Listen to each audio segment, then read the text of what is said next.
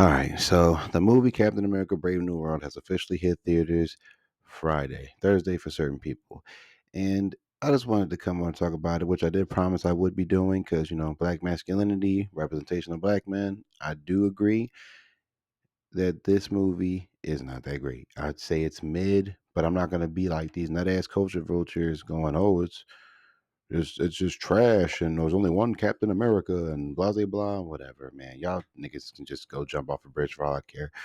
But the representation of Sam Wilson in Captain America: Brave New World is fantastic. In my personal opinion, he represents himself well. People seem to like him. People seem to respect him. He is an upstanding person in society. He is the main hero. He is a man trying to desperately fill the shoes of somebody who is unforgettable. And Anthony Mackie has always been a great actor to me. So that is still covered really well. He handles the position well. He handles everything that he needed to handle better than he should have for the film that he got. Harrison Ford is great. He actually gave a crap, which blew my mind because he didn't. Harrison Ford has a reputation. If he don't like it, he don't care. But he'll put on performance if he can, and he does. He usually does. But yeah, he actually put on a really good performance. If anything, this felt more like General Ross's movie than it did Captain America's movie, and it was definitely the Hulk 1.5. But what can I say? The action scenes, in my opinion, are great, gritty, down to earth until they're not.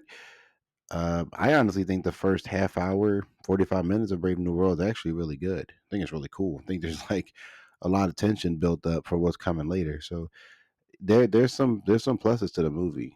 Um,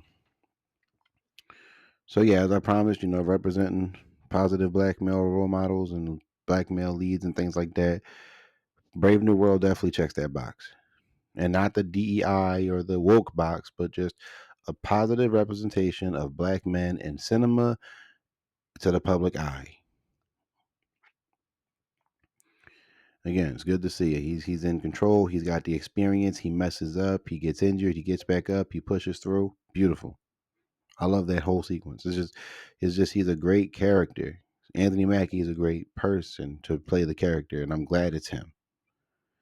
Now, as far as things go, it does blow a little bit when you got to think like, man, is Anthony Mackie too old now? He's like 44 now. And 10 years ago, I would have never guessed they would have actually made Sam Wilson Captain America. So Anthony Mackie's going from Falcon and the best MCU movie to being Captain America 10 years later, which is cool. It's good. Never know what's going to happen. And the reason why I titled this, cultural issues, is because, you got the people on YouTube and the critics. The critics aren't as harsh on the film, but I understand why the harshness is there. Like, you can clearly tell where the reshoots happen, and it's frustrating to watch. The CGI is good in some spots and really choppy in others. For the most part, Red Hulk looks great. I was concerned he wasn't going to look good, but he looked really good, like in rooms with people and stuff. So Red Hulk looked great. The practical sets and stuff really helped set the tone for the movie, along with some random CGI skies and crap like that. And you can really tell, like, apparently there were so many different reshoots for the film. That's never a good sign. But the reason why I mentioned the culture issues, like I said previously, is because it was a bunch of people on YouTube, certain people like, oh, I regret seeing Captain America, and oh, this woke MCU trash is failing at the box office, and oh, Captain America, Black Captain America fails, and blah, blah, blah, whatever. Mind you, the movie opened to 192 million this weekend. So do what y'all want with that information. And the movie is not trash. It's not like utter trash. Like people are saying it's worse than the Marvels. It definitely isn't. It's definitely not worse than Thor: Love and Thunder. Coherent story wise, it is better written than Multiverse of Madness. Like, if we're gonna be honest here, Multiverse of Madness just had a lot of potential with a lot of dumb writing. Now, did it look good? Hell yeah. But it's a lot of stupid things in Multiverse of Madness and a lot of pointless cameos that go nowhere, in my opinion. I liked a lot about this film, but there's just too much to really just notice. Like the random girl who's clearly like, spoiler alert.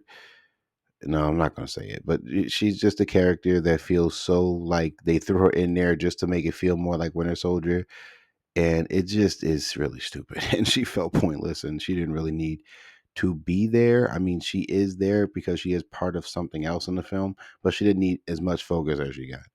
Giancarlo Esposito is a great actor. And he puts on a cool performance, but was it warranted for him to be here? No, it wasn't warranted. I feel like they should have saved him for Magneto or something. But again, I love Giancarlo Esposito, so I'll watch him anywhere. His companion, who I just can't remember his name, unfortunately, I never remember this man's name, was great. He was fun to watch. He stole the room. He was useful, but he clearly made mistakes. They had to get him out the way for the big finale because, one on one with Red Hulk and the other Falcon being there wouldn't have added up. So certain things happen. The political aspects are still there, but not as forced feeling or anything like that.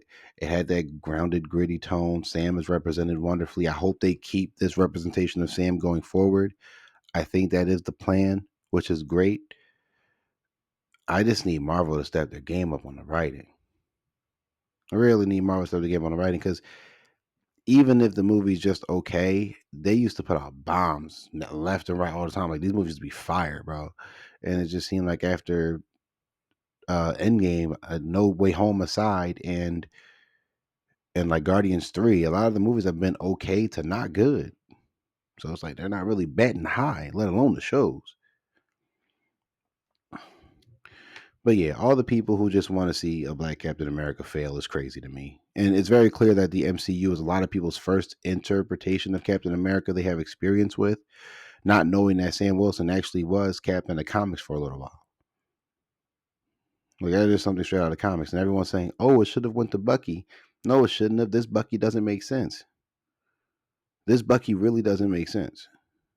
I don't think the other Avengers, if they were to form another Avengers team, would listen to him. Characterly, why they wouldn't listen to him? They've worked with Sam. They know he's worth the time. They would listen to Sam.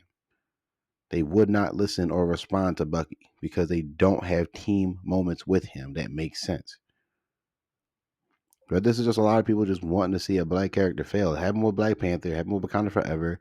It's happening now with Brave New World. It's not a bad film. Like it's not trash. It's just okay to mid, which is unfortunate because I was really hoping this movie would be great, but Marvel hasn't had a good track record. But again, positive, positive role model, Sam. I'm glad to see it on screen.